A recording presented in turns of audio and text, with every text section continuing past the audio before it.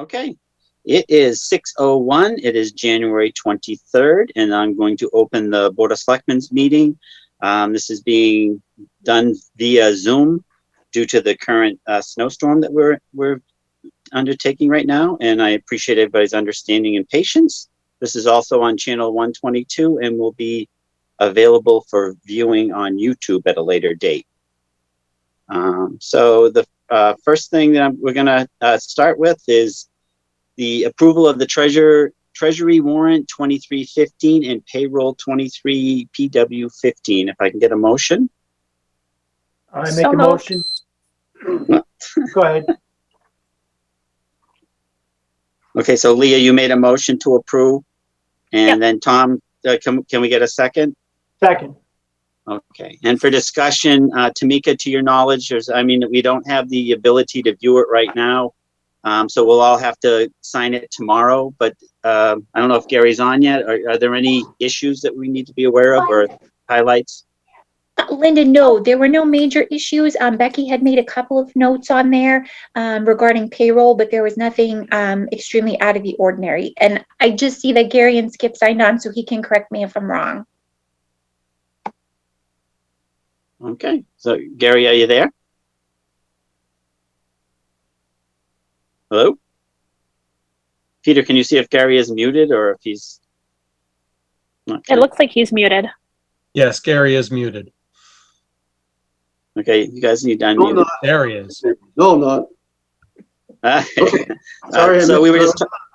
I was on. So we are looking at the Treasury warrant and payroll, and just wanted to make sure there were no issues that we need to be concerned with.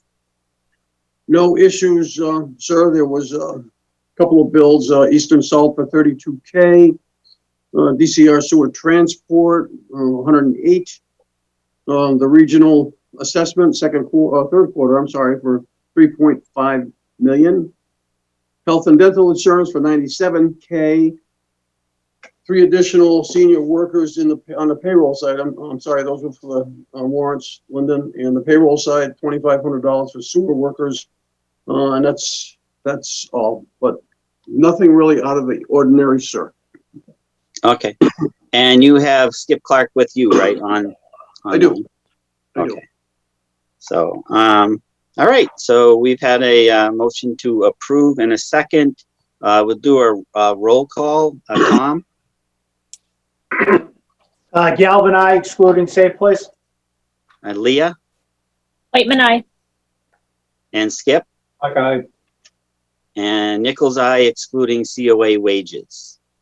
Next, we have the approval of the meeting minutes from January 3rd with Concom. I don't know if we want to take these separately, so if I can get a motion with those on those minutes. Not to interrupt, sir, but I do have a statement to read that was supposed to be read at the opening of the meeting. So I'd like to do that now, unless you want to wait till after this next item. No, well, I was just going to get through the first 2 things. That I knew you were going to do that, but can we just get through the minutes and then before we start the general, the bulk of the meeting? Very good, sir. Okay. So do I have a motion to accept the January 3rd minutes? So moved. Okay, and do I have a second? Whiteman, seconds. Any discussion or corrections?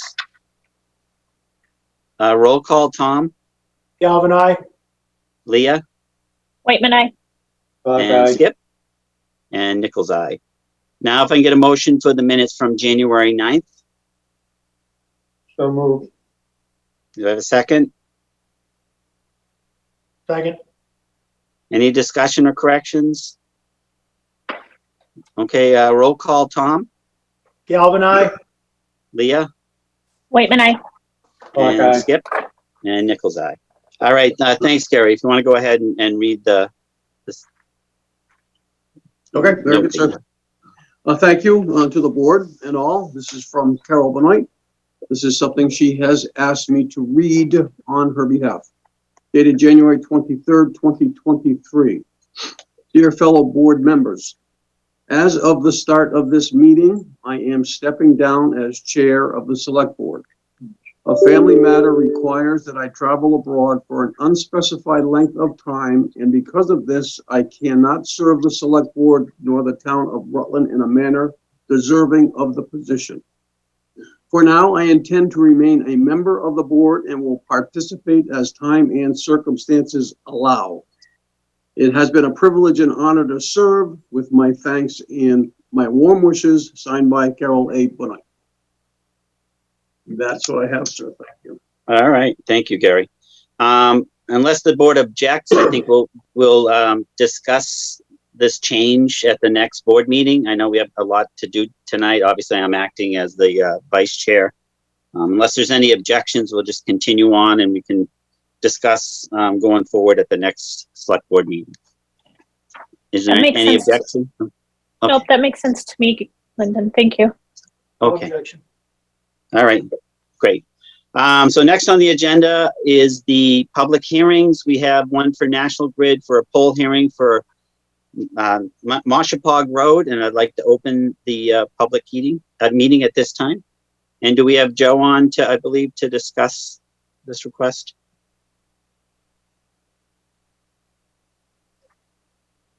I'm here. Oh, okay, there he is. Okay. Hi, Joe. So Gary and Joe, if you want to just go through and, Mushkapog is very straightforward. They're just replacing an existing pole. The pole had a guy wire that was attached to a tree. The tree has since died. They want to take the tree down, put a new pole in to support the existing pole. The only thing we asked is any construction remain 3 feet off the road for snow storage. But basically they're just replacing existing infrastructure. okay. It's Leah. I have Yeah. a quick question. Yep. Joe, so I assume that since the guide wire is currently on the tree, that now the guide wire will come down to the ground, which I think is kind of what they're trying to update their SOPs to be anyway. I think they were looking for a little bit more support. There's a pole on that one. I think they needed more than just a guy. Okay, but that's not going to impact at all, like you don't have any concerns from a DPW or frontage or landowner's use or anything as far as that change, right? No. Okay, thank you. I appreciate Get it. rid of the dead tree. Thank you. Okay. Any other comments or questions? If I can get a motion to close the hearing So moved. in a second. Second. Whitman, Okay, Tom and can then have roll call. Roll call, Tom, Galvin, aye. Leah, Whitman, I. Skip, Bug, aye. and Nichols' eye. And now if I can get, I believe, Tamika, I gotta get a motion to approve, correct? Yes, a motion to approve the petition, please. Okay, if I can get that from someone. So moved. Second, can I get a second? Whitman seconds. Okay, roll call, Tom, Galvin, aye. Leah, Whitman, I. Skip, Bug, aye. and Nichols' eye. All right, then we'll go on to opening the next public hearing for a poll hearing for Palmagussit Road. Joe or Gary, if you can just kind of brief us on that as well. There are several poles to be moved and installed on Palmagussit. This comes from the design that was completed by CHA as part of the pending upgrades on Palmagussit from Maine to Richards. We did several easements were taken for this project. A lot of them are for guy wires. It was all professionally designed. I'm really not concerned. The one thing I would be concerned with is slowing up the process. We don't want National Grid to have any excuses when it comes to moving poles to widen that road. Okay. I can take any questions. Any questions from the board? Thank you. Gary, Hi. any comment? Gary, do you have any comments? I don't. I know Mr. Buckley will take care of this and that. But yeah, one question, Joe. How far off of edge of pavement are you placing these poles? These were all designed, Gary. So most of them are actually behind the curb line. Okay.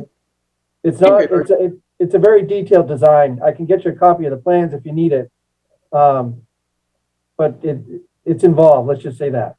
Okay. Very good, sir. All right. We'll talk later. Okay. Thank you. It's Leah. Okay, yeah, go ahead, Leah. Thanks.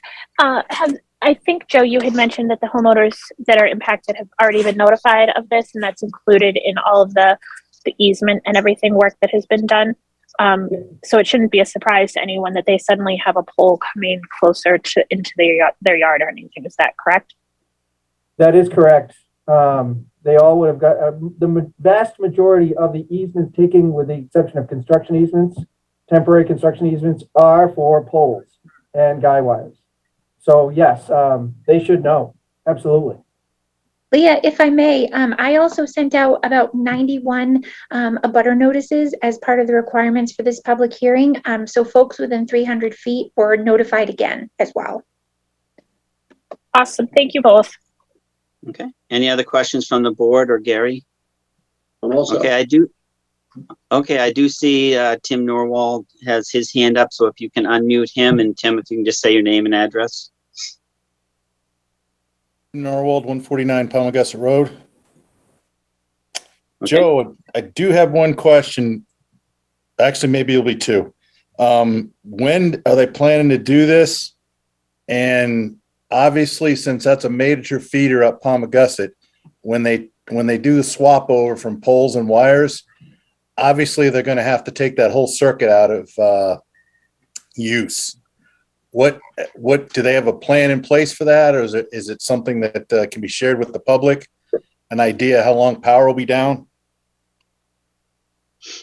I can make a request to Mass DOT.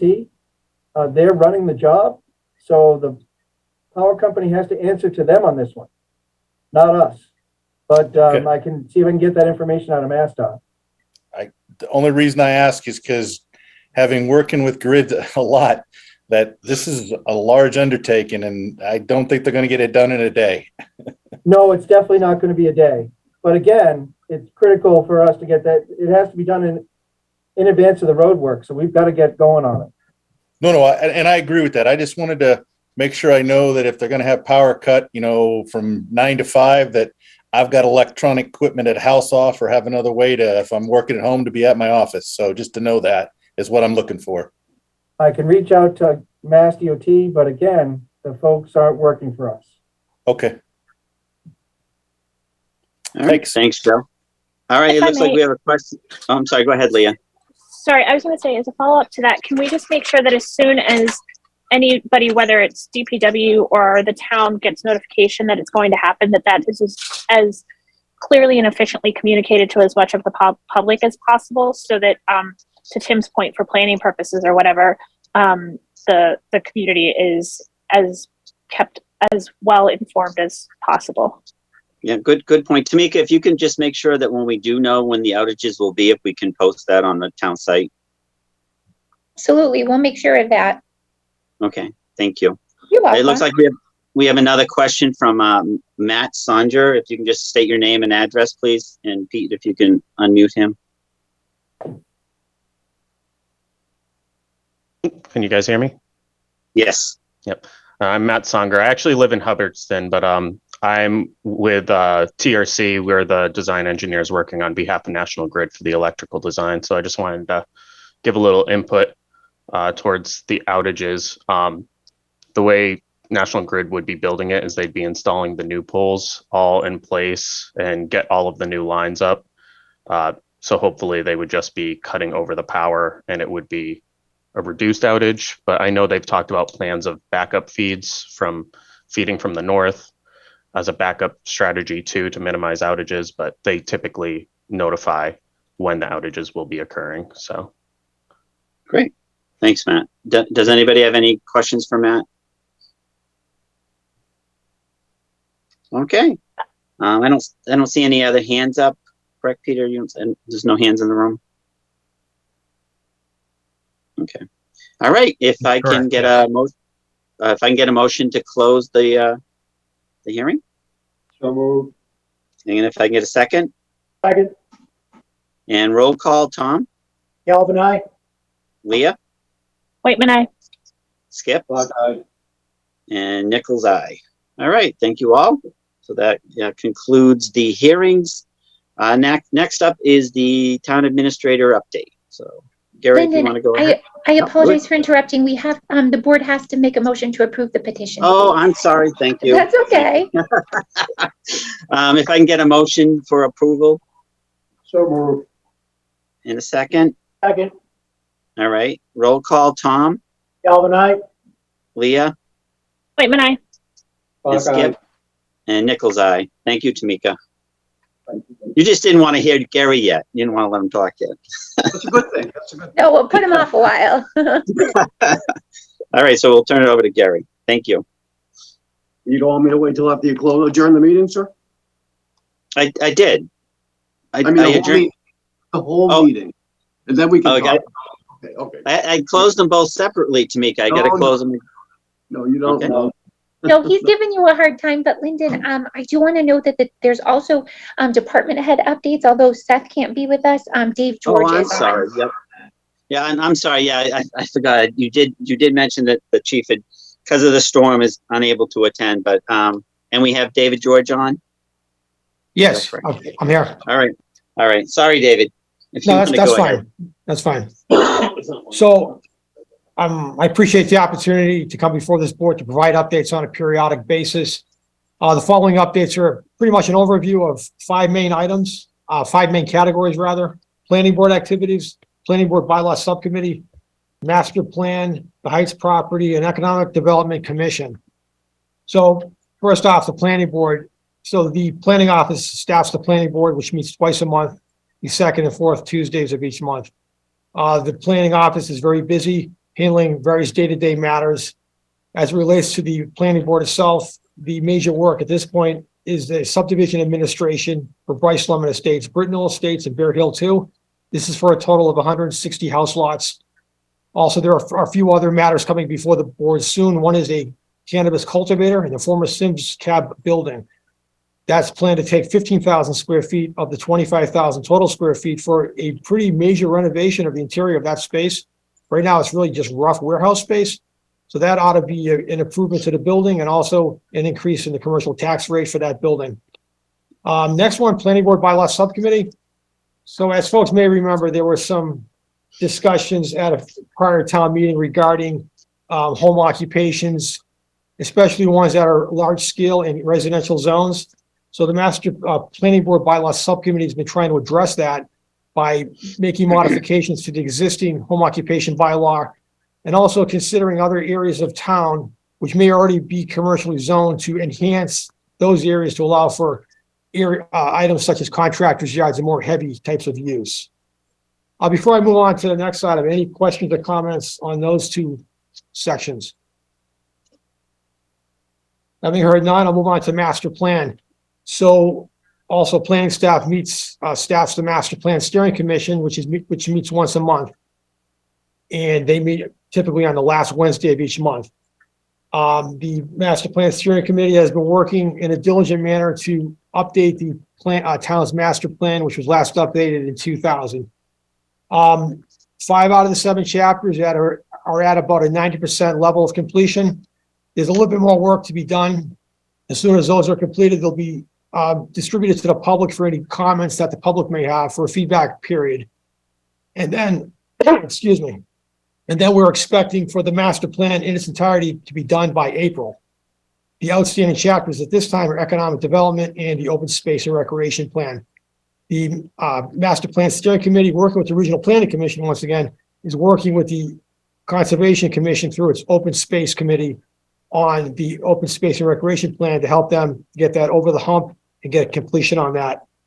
I should have mentioned earlier, thank you to the planning board for its work in supporting the planning office. And thank you to the master plan steering committee for all the work that it's doing on a very important update. Before I get to economic development, before I get to the Heights property, any questions or comments on the master plan? All right, great. So the Heights property, as folks know, the planning office staffs the RDIC and the HPDD board when it comes to large commercial development projects. Most recently, an entity called Harbor Classic Homes entered into a purchase and sale agreement with the town to construct 142 units of 55 age-restricted 55 plus housing. A favorable decision was rendered in July by the HPDD board. Since that time, the town's negotiating team has been working with the applicant to put final details on a land disposition agreement, as well as some other details. So for some more information on where the current project stands, I see Mike Sullivan's here, the chair of the RDIC, and I'd like to ask Mike just to comment on on some of those aspects. We do have a section, I believe, on the agenda that Mike's going to present about the heights, unless anybody has any objections, I suppose. I We did can go ask to- Gary if he didn't have a problem with this. So if he does, if you want to wait, that's fine. I just thought it might be appropriate to bring it into the update. Right, this I time. just want to check, with the board to see if they have any objections, and we can move on to have Mike give an update, for RDIC as well. As long as you're all set, David, as well with your other comments. Yeah, I am for this. After Mike is done, I do have comments and an update on Economic Development Commission. So if we could come back to that, I'd appreciate that. Okay, does anybody on the board have any objections to just taking out of order and having Mr. Sullivan report? No objection. Okay, all right, Mike, welcome. Thank you. Good evening. I just updated the RDIC on the happenings of as recently as this afternoon on this project. And I can only tell you that I think what I told them was I have an email chain on this of, I think it's 57 emails, of which probably 15 of them have been since the first of the year, working on this negotiation. I actually brought this with me to the RDIC meeting, hoping to be able to have one grand celebration, but unfortunately, that's not happening, first and foremost, because we're not together. But I do have some good news. I'll read to you my most recent email, which was today at 1:49. This is from KP Law's office saying that they have been advised that the this transaction, meaning HPDD, Harmony Place, that's the new name of it, by the way, Harmony Place, not Harbor Classic Homes any longer. But they've been advised that this transaction is closing on January 31st, which is next Tuesday. Oh, nice. So it also goes on and says there's a whole bunch of other things that need to happen. I just want to make it abundantly clear. In fact, I used this analogy with the RDIC when we met. I kind of feel like a ping pong ball that's being beat back and forth across the net through this whole thing. And I wish, and I asked today for a specific place, a specific time that this was going to happen, and I did not get a response. Well, no, this was the response I got. I would feel much more comfortable if they said, hey, Mike, meet us in Leominster at the bank at 10 o'clock, and that's when the signing is going to happen. I just want you to know, this is the latest and greatest. God knows I've been here before. We've had, 5 closings that were supposed to happen before that never happened. I just want you to be aware that until I see a document that says show up here at such and such a time, I'm still nervous. A lot less nervous than I was 2 weeks ago, I can tell you that. But I just want you to be aware. Based on history, bear with me. Right, understood. But at this point, we appreciate all the work, and we're excited for hopefully seeing some things actually start to close on this property. So thank you very much for your work and for the update. And Let me just add one thing to that, and I wish Dave wasn't here because some people may think this is somewhat self-serving. I got to tell you, if it wasn't for Dave, this never would have happened. His experience in writing the conditions, all things that I never could have done. I'm not smart enough or experienced enough to do it. Dave supported us, our committee, through thick and thin, and it needs to be said that he's been a driving force here, and I appreciate it very much. Well, thank you, Dave. We appreciate your hard work on this project as well.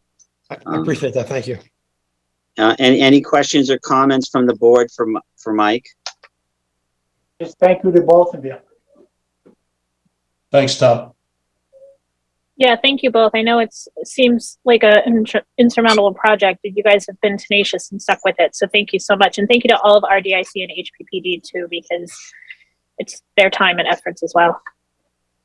If you ever told me this would have been signed in July and would be sitting here darn near in February and not have a transaction completed, I would have just said that's impossible. So All right, well, we'll just look for the positive, right? As soon as I have a signed document in hand, you folks through the town administrator probably will know as quickly as I do. Great, we appreciate that. All right, thanks for coming on, Mike. Okay, Dave, thank you. Dave, you just want to wrap up your Yeah, session? so, and one last one, Economic Development Commission, I was wondering if you might be able to take item 10 out of order, because that ties into the update as well. It's related Okay. to it. And we have Randy here for that, correct? Exactly. Does anybody on the board have any objection to taking that out of order as well? No objection. Okay, All right, Hearing great. Thank none? you for that. I appreciate Sure. it. So Economic Development Commission, as you know, the Economic Development Commission, I believe, was formed about a year ago. It's been meeting over this last year. And recently, the planning office has been taking more of a role in staffing the Economic Development Commission, which has been meeting over the last couple of months. So I want to thank the Economic Development Commission for the work that it's doing to move the town's agenda forward on economic development issues. One of the things we've done was brought in the Central Mass Regional Planning Commission, who has an expert project planner who specializes in economic development. So over the last couple of meetings, she has been helping to advise the commission on some best practices and ways it can help itself to get established and put together a planning project. So a couple of the major things that the group is working on at this point, along with her assistance, is updating the website. The Economic Development Commission has a web page. So the idea is to look at best practices for other communities and update the web page accordingly. Another thing is to make better use of social media. To that end, we applied for a grant, a district local technical assistance grant through the Regional Planning Commission for a small grant, which will help focus and put together a social media program, including best practices. This town is going to be used as a pilot for this project, and when it's successful, other municipalities will be able to use it to better harmonize social media across various platforms to promote a message for economic development and other things of interest, which are to the community. So that's really what we've been working on so far. And so Randy's here, and I do appreciate Randy's involvement as well. So at this point, I'd like to pass this to Randy for some discussion about the Economic Development Coordinator and anything else that Randy thinks, the board ought to know that I may have missed. okay, thanks, Dave. Randy, if you want to go and just introduce yourself to the audience, please. Randy Jordan, 51 Muskapog Road, Economic Development Committee that I was asked to be on here a little while back. The committee's been doing a great job, really unknown charted territory for a lot of us, working together on this. Dave has been able to be at more meetings recently and has really helped us focus our direction. We also had that Central Mass Regional Planning lady come in to help out with economic development. She had made a suggestion to us that I had spoke to you here a few meetings ago in regards to possibly considering taking some Harper money to help possibly fund a economic development consultant, is what we referred to them as. And the reason that they suggested that we do that now is we should have, or we missed the opportunity back in October to file for a grant opportunity to fill that position with some grant funding to do that. In turn, the economic development from Central Mass Regional Planning, she suggested that we take some of that ARPA money to figure it out and get going with our economic consultant. And the town of Clinton had done the same thing to it recently and had much success with that. And I had conveyed that message to you folks, and you had suggested that we possibly, as an economic development committee, write up a consultant, I guess you call it an RFP, to have you consider taking some Harper money to fund this position as a consultant and see if we can make it as successful as Clinton community is. And we worked on that last meeting. and we're still in the final steps of trying to finalize that. And I think we're not going to try to overwhelm them, but we're trying to point the town and businesses in the right direction, but also somebody to work in conjunction with our town planner, Dave George, who has done a phenomenal job. I think his plate is maybe fuller than it that he can physically get done in a timely fashion. And in turn, if we can have an economic consultant help Dave or work under Dave in doing some of that possibly with it. We also thought about tying in some grant writing of some opportunities of money that we have missed in this town in the past, and kind of tie in some of all these things to work together. So part of my report tonight, I was hoping to have it done, but we just didn't have an opportunity to finalize that for you tonight. But I think one question that really needs to be answered in regards to, would you as selectmen consider or possibly say a definite maybe or a definite no, and then instead of us putting a ton of effort in that direction, then we can go a different direction. Our suggestion as a committee, we suggested on either side of $45,000 as a consultant. So that means they're not a town employee, wouldn't have benefits on top of that. And we chose that number to be, Clinton had done it, and they were at $55,000. And they specifically wanted to have it a little bit higher to call in maybe some more talented folks and the people that really wanted to work there.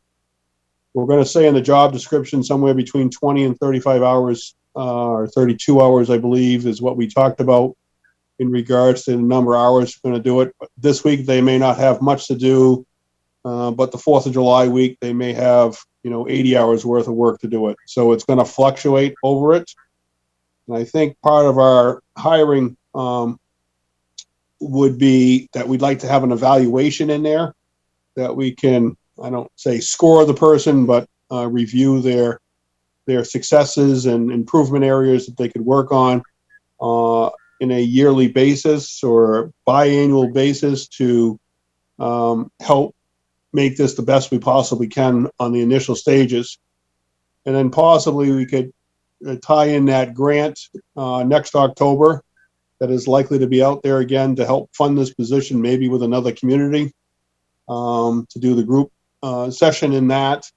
And then my goal in life, or the goal of the committee, is to show the benefits and dollars and cents of what this particular individual can possibly do for the town of Rutland to help justify and make it easier, more affordable in times when money is tight in this community. So that's a little brief insight of what Dave and I were thinking for an update on that, and that ties into virtually the report that I was going to give you later on the agenda. So Randy, when you're talking a consultant, are you talking an actual hiring an employee of the town, or just contracting on a yearly basis? Is this a reoccurring? I guess I want to know. So is this a permanent position you're looking that we would be filling in the town? Well, I guess it's a consultant's position, so it's not an employee, but it's a person that works for the town of Rutland, and with the intentions of renewing their contract or adding to their contract for the year going forward in the future. Why Clinton didn't do a full-time employee, I don't know. I can't answer that. I didn't ask that question. That's a question that we have talked about that we're going to try to get an answer for, but we just thought a consultant where we're not going to set hours for them and have office hours for them was the intention of it. So virtually we're looking to hire somebody for 1 year consultant's position is our initial intention, with every intentions of figuring out how to fund it for year 2, whether it's through that grant or deciding to afford it within our own budget. Okay. Leah, if I may. Go ahead, Leah. Sorry, Lyndon, I didn't mean to interrupt. Zoom makes it so hard.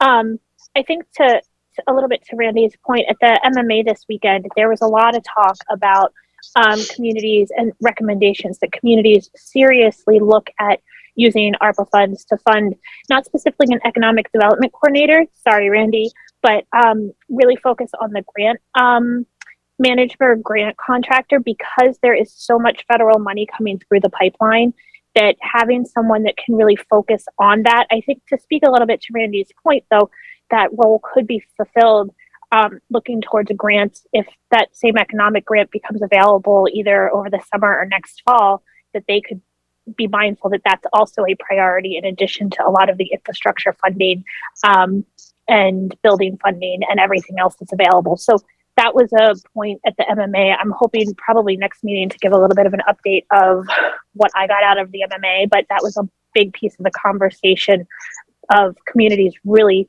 seriously considering that, and then looking at the return on investment of that and potentially looking to fund it beyond just the 1 year or 2 year or whatever. So I think that it kind of goes a little bit hand in hand. Okay, thanks, Leah. Yeah, I mean, my concern was obviously in these funds, we've been looking for non-reoccurring debts and such. So that was my concern, is going forward, how it was going to be funded.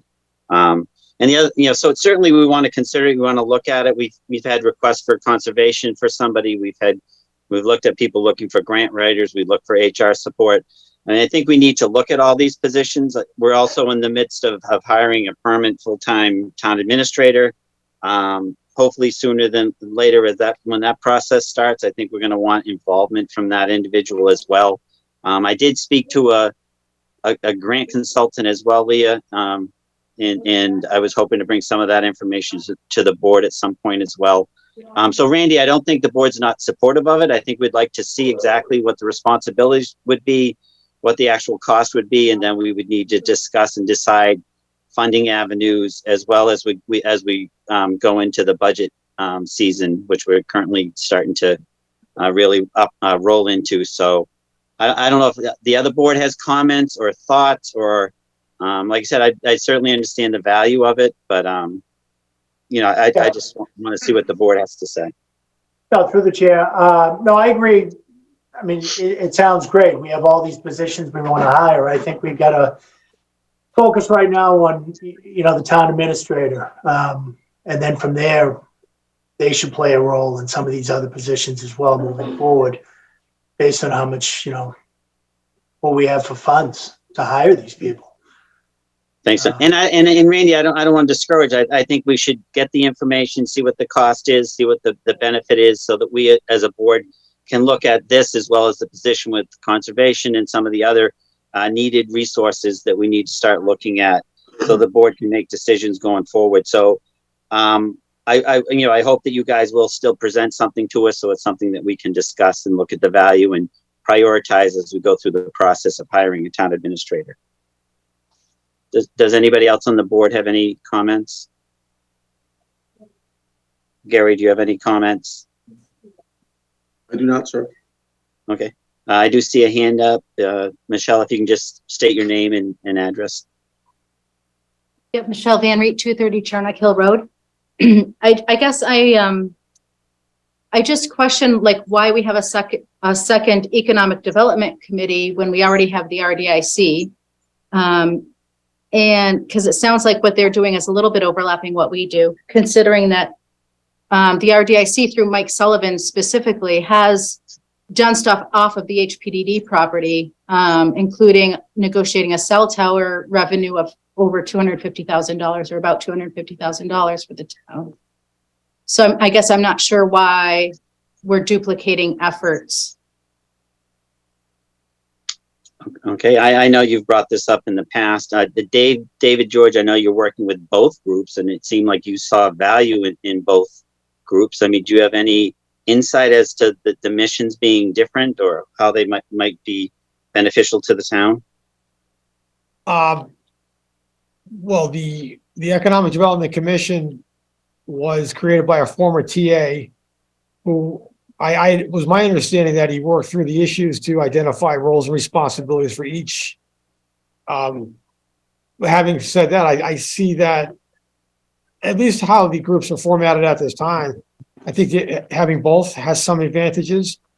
You know, if there's any reconsideration on the role, is that maybe a bit late for that? I'm just really acting as staff, and that's really what the sole role is. Other than Right, that, I but don't really have much to comment. Yeah, but you're kind of working together with both groups, right? And do they seem to be working in some different areas, or? Yes, at least as it currently forms. So the RDIC focusing more on the Heights property and disposition of that land. And the Economic Development Commission really focusing on the bigger picture of business retention efforts, business outreach efforts, and, more of the bigger picture. So I see that as being a significant difference between the two. Right, and it seems to be quite a lot of work to be done in economic development overall for both groups. Does anybody else on the board have any comments or responses? It's Leah. I just remember that was one of our concerns when the Economic Development Committee was formed originally with the previous town administrator, and it was my understanding that that had been worked through with the RDIC/HPPD before going forward, and with Dave George before moving forward with it. But I think that hearing the feedback, maybe that wasn't as clear as we thought it was. So maybe we can definitely just make sure that roles and responsibilities are clearly defined and communicated to everyone. Great. Yeah, because I think that they're really focused on a lot of business development when the people, RDIC is obviously it's got its hands full in trying to get this project through. So I think I can see there's merit in both groups, and I think both groups are working to assist the town to, help in the economic development areas, whether it be business or the Heights and other areas. So, I see value in what they're doing, and yes, we can bring it back to the board and reassess as we look and see what the board's individual missions are and accomplishments, and see what the values are on both boards. So, any other comments from the select board? All right, thank you very much, gentlemen. I appreciate it. We do have a full agenda, so Great. if there's no objections, we'll move on. Thank you, David. Thank you, Randy. Welcome. Thank you. If we can go to Gary for your update, please. Yeah, thank you, sir. Just a couple of quick things. I'll make them quick. One is I have heard from Mr. Lutz, town administrator for the town of Holden. What they are doing is setting up a district meeting, if you will, for budget discussions, because everybody seems to be in the same boat this year. So we're all in dire straits. So we want to sit down together and discuss what our strategy, what our plan will be, where we're hurting, where we can help each other if that's possible. So that's being set up, and that'll take place, I believe, during the work week next week. I'll certainly keep you posted on that. Another thing, I did meet with the chair of the finance committee. I thought it was a very productive meeting. We actually sat and chatted for quite a while. I let her know that all of the budgets as submitted to me have been entered into the ledger or spreadsheet. Tamika has actually been checking on my math, so it seems like this office is on the same page between the two of us with the numbers submitted. So now, obviously, the next step is to see where we are as far as revenues coming in. Of course, we don't know the school budget yet. I don't expect we'll know that for actually quite some time, unfortunately. Cherry Sheet we're waiting for, and anticipated revenues. So once I have all that, I've been working with Becky as well on that. But Karen does know, Chair of Finance, that we will begin to set up the meetings with the department heads and go through what has been submitted line for line. So again, if Karen's on, I thank her because I thought it was a very productive meeting. So we'll keep the ball rolling. The other update I had on there was about the Heights, but I'm happy Mr. Sullivan was on to explain that. Again, my hat's off and congratulations to him. And now we can move forward. So that's all I have, sir. Thank you. Okay. Does anybody on the board have any questions for Gary? All right. Thank you, Gary. Next up is license renewals. Re-sign license for Central Tree Bar and Grill. Renew common vic license for Bedrock Golf Club, and request to extend hours for Farmers Pouring license at Milgram. So Tamika, we're gonna take these one at a time, right? So I'm not Yeah. sure how it was bulleted. Can you just kind of go through like what we need to go through in this section? So I would say for the license for Center Tree, I don't even think the board needs a vote, because it was just a typographical error. So when Okay. you guys come up, I'll just have you re-sign that license. But I just wanted to make that public. The common vic license for Bedrock, they, just hadn't gotten us the paperwork back when we were doing it in, December. So it's just a little bit late, but we have everything we need. So that'll just be a motion to renew and sign. And then the one for Milk Room, Kevin is requesting to extend his closing hours. According to MGL Chapter 138, for a farmer's pouring license, the closing time is 11 p.m. However, the local licensing authority has the authority to extend that time if they so choose, and he is requesting to extend it to 1 a.m. So that's up to the board if they would like to do that tonight. Okay, great. Thanks, Tamika. So if everybody can make sure they sign the Central Tree Bar and Grill when we sign the warrant, hopefully everybody can try to get down there as soon as possible, either tomorrow. What's the latest to get the warrant signed, Tamika? Tomorrow would be ideal, because yeah, Becky has to get all that information in, and there's actually a couple other time sensitive items that are up on the agenda tonight for you guys to sign as well. Okay, so if everybody on the board can really make an effort to get in there and sign the necessary documents, it's appreciated. So why don't we look at the renewal common vic license for Bedrock Golf Club, if I can get a motion. Make a motion to renew the common vic license for Bedrock Golf Club. And do I have a second? Second. And do we have any discussion? Okay, if we can do a roll call, Tom? Galvin, aye. Leah? Whitman, aye. Yep. And Nichols, aye. All right, and now the request to extend hours for a farmer's pouring license for the Milk Room Brewing Company. Can I get a motion on that? Motion to discuss. Okay, and do we have a second? Second. Okay. So has the neighbors in the area been notified that he's looking to do this? And also, is this a commercial area down there or is this residential? And what does the police department think about hours being moved up to 1 o'clock in the morning? Yeah, I'd be curious, especially on the police. Tamika, do we know if the chief has made any comments or has any objections to the hours? I know this is unusual for. No, I did not specifically speak to Chief Monaco. I don't want to speak on Kevin's behalf. He is on. I know that he had mentioned to me that he's looking to extend it specifically for only 1 or 2 events during the year, not for all of the time. But with that being said, it's really up to the board's discretion. MGL does not require that we send out abutter notifications. However, if the board was comfortable with doing that, we certainly could. Okay. So we have Kevin available. You said I can't really see where he is. Kevin, yes, are you on? Kevin is on. So Kevin, do you want to address some of the concerns that were brought up? Yeah, as Tamika mentioned, it was only a newer event came to us this year, where it was an event in August, and we wanted the ability to go past 11 o'clock, and that was the only reason. It was really one at this point, one event for one evening.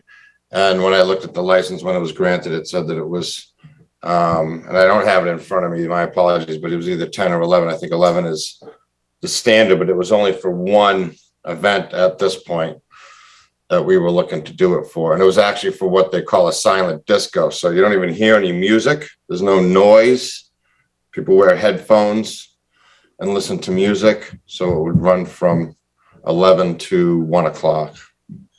Okay. So the live music stops at 11 o'clock. Okay. So Tamika, so Kevin's saying that he thinks it's only for one event. Is that not clear on the license, on the request, or is that? Well, it's one of those things where MGL, I guess the MGL, it does not get super specific. So I would say it's probably at the board's discretion if they would be willing to extend the license for just this one event. And, you know, we can put something on file to note that if the board doesn't feel comfortable extending it just generally for everything. Okay, and as far as Skip's concerns or questions regarding permitting and commercial versus residential, et cetera, that's gone through the necessary channels, correct? Or to make sure it's not, that it's in line with whatever zoning and requirements are? Yes, nothing has changed as far as that goes. Everything that he has is already permitted. This would strictly just be extending the hours at the board's discretion. Okay, and if the board so chose, we could make it contingent on review by the police chief just to make sure that he has no concerns, correct? Sure, we can do that. So, All right. through the chair, Go ahead. if it's only gonna be once in a while, why don't we have him come up and get a license for each time? I was just gonna recommend I can either get a license or at least just make sure that it's notified that if I was gonna go past the standard, I would get permission 30 days in advance. I think the Yeah, so I license think, is the same. go It's ahead. just an extension, you know what I mean? It'd just be a couple-hour extension, so I don't know if I'd need a new license for that night. It would be under the same license with an extension for a couple of hours. License. I did not say a new license. I said an Oh. extension Right. of those days. So I think the board could probably, if we vote to approve, it would be on a case-by-case basis, right? We can make a one-time approval, probably, Tamika, as well. Yeah. Sure. And then he can come back. I don't know if Kevin knows the date now or not. But if he knows the date now, the board could make an approval, you know, specific to that date. And if he doesn't, perhaps we just put this on hold. And like he said, you know, 30 days before the event, we bring it back to the board for their temporary approval. Do you have a specific date, Kevin? Yeah, it was August 5th. August 5th. Okay. If I may, it's Leah. I kind of like the idea of a case-by-case approval, not necessarily a kind of a heads up 30 days in advance or whatever. I'm not sure what time our other businesses in town have pouring licenses to. I think it's till 2 a.m. for like Center Tree and Lads, but I'm not 100% sure. And that's a little bit of a different area. So I'm hesitant to kind of set the precedent and just kind of blanket approval for whatever until whenever they want to go up, and anybody wants to go up into any of the farm brew licenses want to go up that late. But I don't necessarily want to hinder events or anything on the economic development side if it's beneficial for, you know, a weekend event or something to consider that. So, yeah, I totally agree. And that's why, so if we can be specific to the date, we can be specific that it be a case by case, that he needs, anybody needs to come back for approval by the board for any of these type of extensions. And if the board wishes as well, just to make sure it's reviewed by the police chief to make sure that there's no concerns on the police department's end. So, does anybody else on the, go ahead. Sorry, I was going to say, if we can just also make it kind of put a note for, I don't know if it would go into Viewpoint or what, our files, just for anything like that, that it defaults to go to the board for reevaluation on a case-by-case basis, so that it's documented and it's policy maybe, Yeah. if that makes sense. Leah, if I may, I just wanted to add that, so the state determines the hours at which you can start selling and when you have to stop. And it's actually dependent on the type of license, not specifically the zoning district. So depending on if you're a package store versus a retail, but typically, you know, you can start as early as 8 a.m. depending on what it is. But the state, it's a hard stop time of 2 o'clock for every type of license in the state. So, and Kevin is actually the only one that currently has this type of particular license. And so his is a little bit more restrictive than the other ones we have in town, if that makes I sense. appreciate that. And I appreciate that. And I'm just trying to think not in a one, on a individual personal basis, but kind of setting policy going forward in the hopes that if we were to get more similar type businesses or another farm brew or something in town, that's that it's kind of similar regardless. So Right, I appreciate yeah, that clarification. I agree. Consistency is important, that we want to make sure that we're treating them all in the same manner. So I don't know if so that was for discussion. I don't want to know if somebody wants to make a motion, including, the things that we just outlined. Somebody's prepared to do that. I know you had some things that you had just discussed, Leah. I don't know if you want to make the motion, including, things that you just discussed along with the date and the review, or how you want to present it. Yeah, I'll make the motion that and I guess I look for feedback from the rest of the board as well. I'd make the motion to approve the extended hours for the August 5th event at Milk Room, pending a conversation with the police chief as far as the availability or sense of that. I would also like to include that we look into that, we create a policy so that this is kind of uniform across businesses going forward, that we look for at least a 30-day in advance notice for license time extensions as a case-by-case basis. Second. Okay, Tamika, are you good with the motion as far as drafting that? Yes, I've got it. And Tamika, Okay, that covered everything that we had in our discussion, correct? Yes. Yep. And I'll work on figuring out the best way to apply that policy, because I think one good place to put it will be on the liquor license checklists. And also just like a good reminder when I send out the renewal notices each year, and then we can find out another spot, whether it's a brand new policy or whether we get in with something else. We'll figure that out. Okay, thank you, Tamika. All right, so we have a motion and a second. So if I can get a roll call, Tom? Galvin, aye. Leah? Whitman, aye. Skip? Nay. All right, and Nichols, aye. All right, so if we can move on. Next we have Eagle Scout project presentation by Sumner Jordan, the old fire station. So Randy and Sumner, are we on? Yes, I am. Okay, Sumner. So I did talk to Peter, so he does have your presentation, your PowerPoint. You want that to go on as well? Yes, please, if you do not mind. Okay, if you can coordinate that with him, Peter, I'd appreciate Yeah, that. actually, I don't have his presentation, but Oh. he can share it himself. Oh, okay. Are you able to do that, Sumner? Just a minute. Just a There minute, should be- please. Sure. There should be a share button, I believe, up in the corner, top corner somewhere. Yep. I just,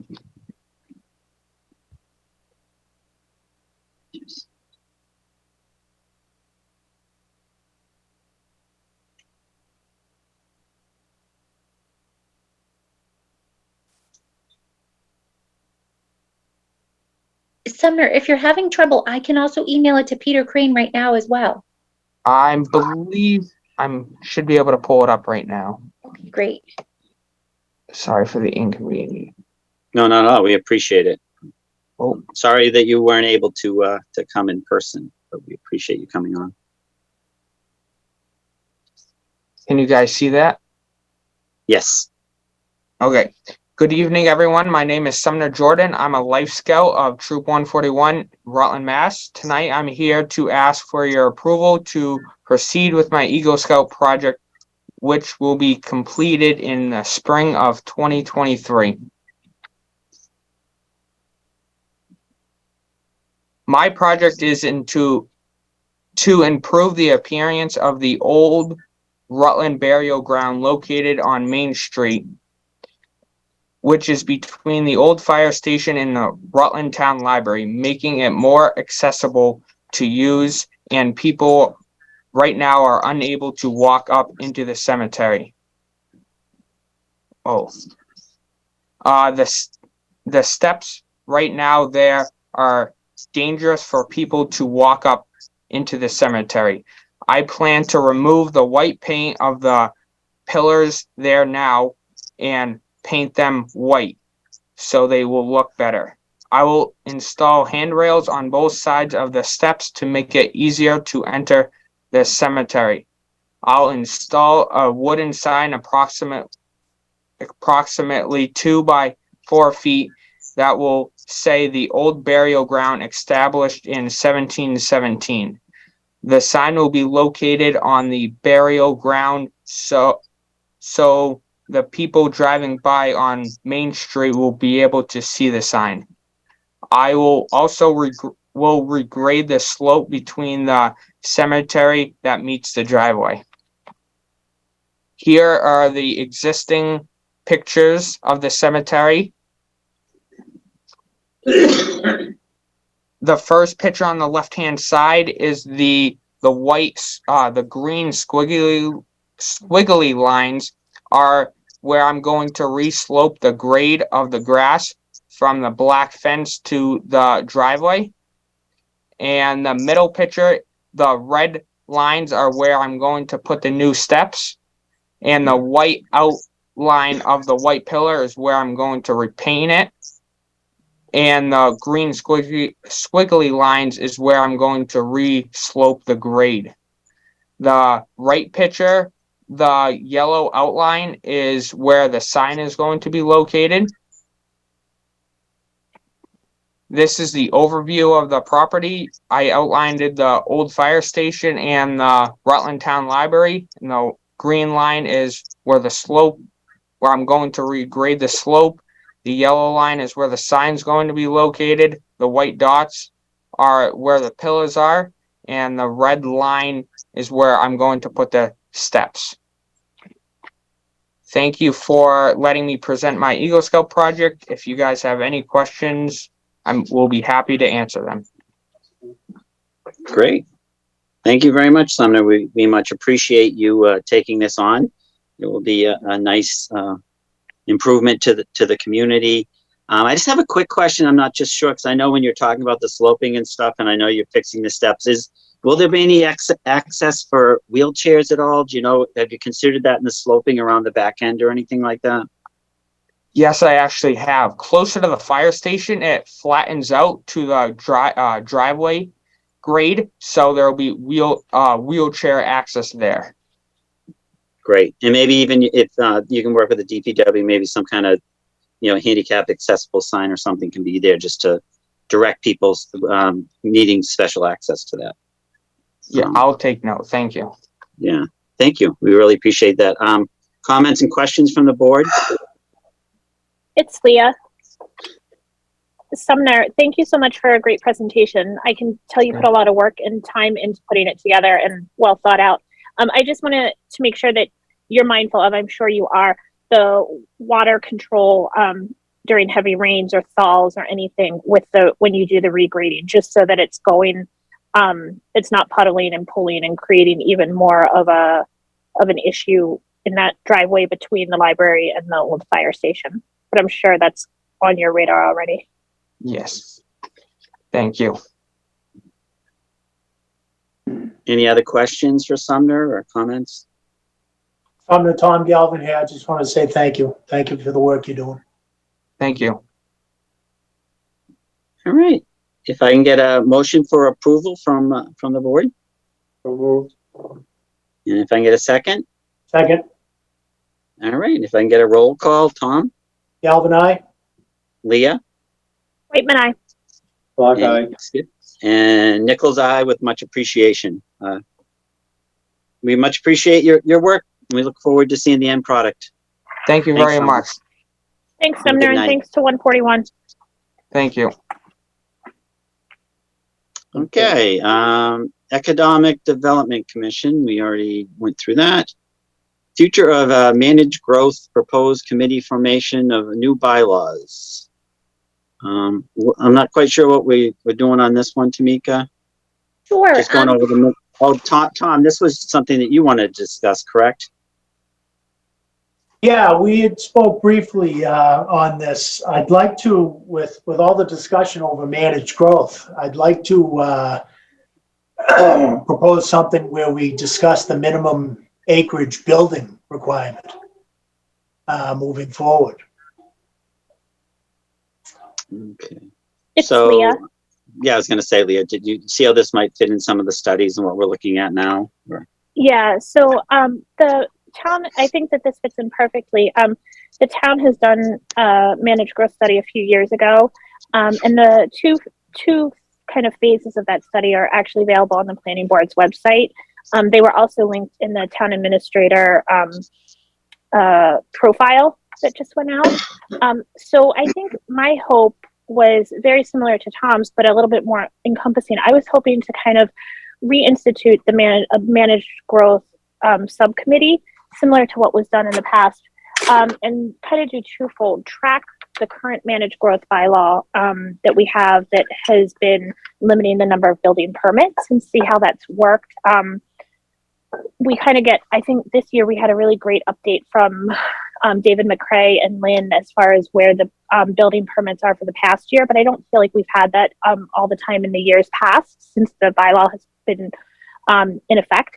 So that, as well as the financial impacts of the bylaw, and then looking forward, some of the recommendations in the work that CMRPC had done with the town. I think it was in the phase 2 study, which kind of focused a little bit more on the water sewer districts, but some of their comments were to consider up or down, up zoning or down zoning, which is in relation to the minimum lot size requirements and everything, I think. So I think, you know, I think we have been bringing it up off and on for the past few months, and I would love to kind of see that put together. I unfortunately dropped the ball on getting a draft kind of goals or objective for that subcommittee put together, and considering who should be on it. I think last time it was a representation from planning board, select board, and I don't remember off the top of my head who else. So I would like to revisit that and see that we have good representation for a fair committee to look at things kind of objectively and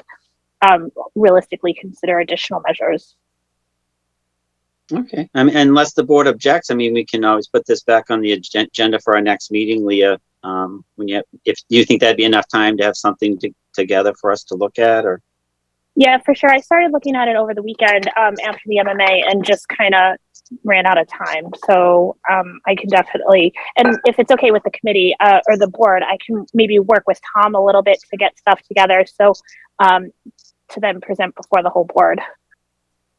Okay. Does any board members have any objection or questions? Okay. So I guess we'll just put this on for the next agenda for an update, and then Leah, if you want to work with Tom, and you guys can present it to us at the next meeting, that'd be great. Okay. All right. Milk Room Brewing application for 1-day liquor license. Tamika, am I correct that you don't have this ready, or this isn't in? Yes, that's correct. I did not receive the applications. Okay. And if I may, I don't know for sure if Kevin's affected. It seems like there's internet power outages scattered throughout town. I know he was on earlier. I'm scrolling through and I don't see them on at the moment, but that doesn't mean that they're not. So just wanted to. Yeah. But you've communicated with him, Tamika, that we don't have it ready at this time, correct? He's aware. Yes, he is aware. Okay, so we have nothing to review at this time, I believe. So nope, unless we do the board. Okay, so unless the board objects, we'll move on. Insurance Advisory Committee, resignation of Michael Gleason and appointment of Mark Cove. Do we have a letter of interest and recommendations from the committee? Or what do we have yes, on we that? do.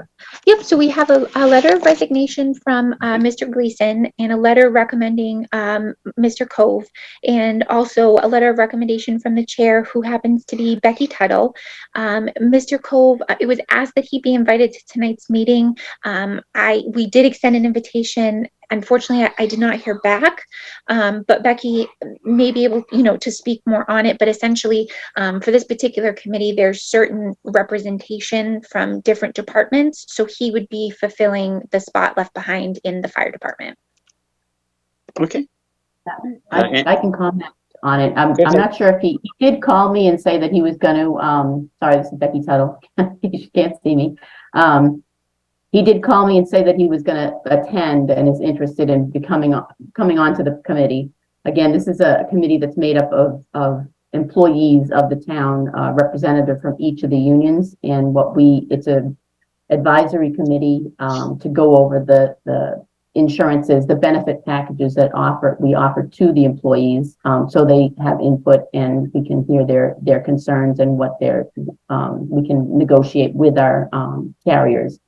Mr. Gleason is resigned he's the representative from the fire department, and he recruited Mark Cove, who's one of our newer firefighter EMTs, and we're welcoming to the committee and look forward to working with them. Great. Thanks, Becky. So first part, if I can just get a motion to accept the resignation of Michael Gleason from the Insurance Advisory Committee. In a second. Any comments? Roll call, Tom? Galvin, I. Leah? Whitman, I with appreciation for his service. Clock eye. And Nichols, I with appreciation as well. Now, if I can get a motion to appoint Mark Cove to the Insurance Advisory Committee. So moved. Into second. Second. Roll call, Tom? Galvin, I. Leah? Whitman, I with appreciation. Skip? And Nichols, I. Awesome. Thank you, Becky. And Thank you. thank you, Mark, and welcome to the committee. So we'll go on to grant of easements, sign easements for street acceptance phase 1 and 2 of Bryce Lemon Estates. Lyndon, if I may, this is the last step in the street acceptance process. As I'm sure many folks remember, both phases 1 and 2 in Bryce Lemon Estates were accepted for street acceptance at the fall town meeting. So these easements were written up and finalized by town council. So they've advised that they're ready for signature.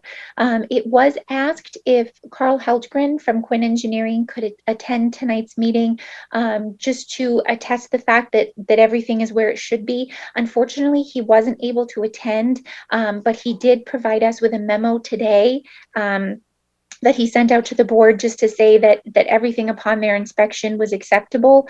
And I don't want to speak for Joe. I'm not sure if he's still there. But as far as I understand, he has no concerns either.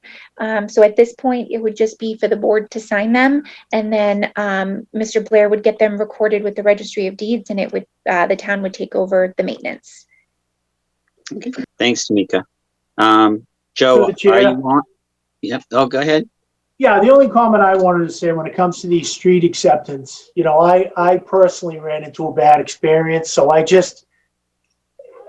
want to make sure that these inspections are being done correctly for the sake of the town moving forward. That's my only concern.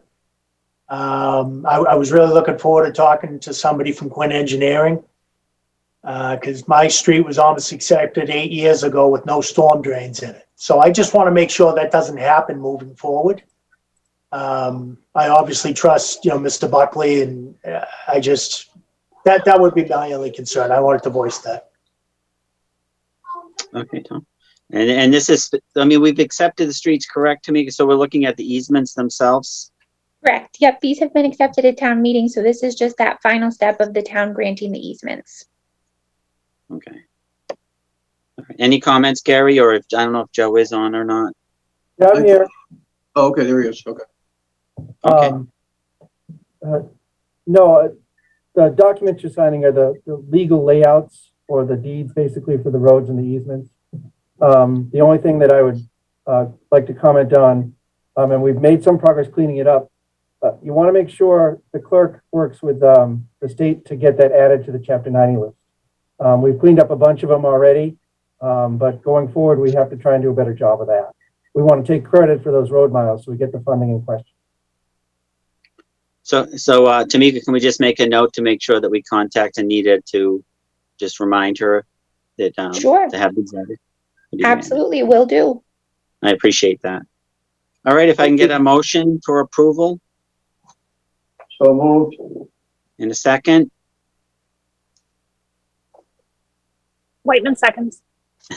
Any other discussion, concerns? Okay, roll call. Tom, Galvin, I. Leah, Whitman, aye. Skip, Skip, aye. and Nichols, aye. All right, thank you. Thank you, Joe. Can we just Thank make, you, Tamika. can Go we ahead. just make sure all the paper, sorry, can we just make sure all the paperwork and everything gets filed at this time also? I think that was, Oh, yeah, that Yes, was it. That was it. I am definitely on top of it, like white on rice this time. So we will make sure that it gets done properly. Great, thanks, Mika. thank I'm you. not finger pointing. I know it's Oh, been I a know lot of you're not. changeover in the offices, so No, just I know, that it's and I on know everybody's radar.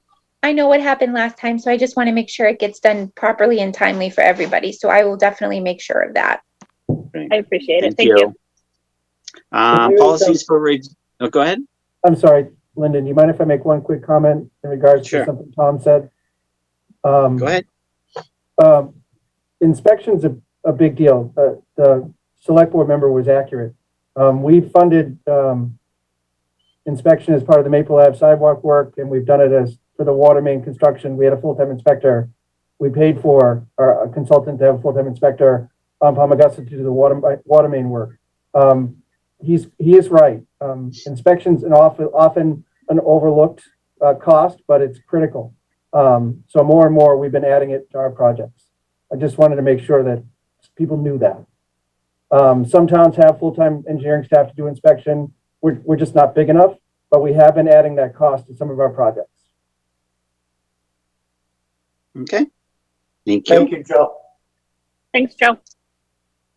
Okay, number 15, we're on to policies for review, remote meeting policy and the board appointment policies. Everybody on the board had a chance to review those. Any comments? And just to note, these were drafted by Peter Crane, and he requested that the board review them. So if Peter wants to, he can speak to these. Is that you, Peter, talking? Yes, Quinn had some commentary. I apologize.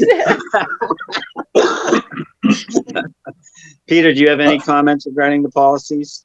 My only comments are that these have been in my outbox for a long time. These, the current remote meeting policy is nothing more than a photocopy of the Attorney General's regulations from before COVID. So they don't even work with the current laws or regulations.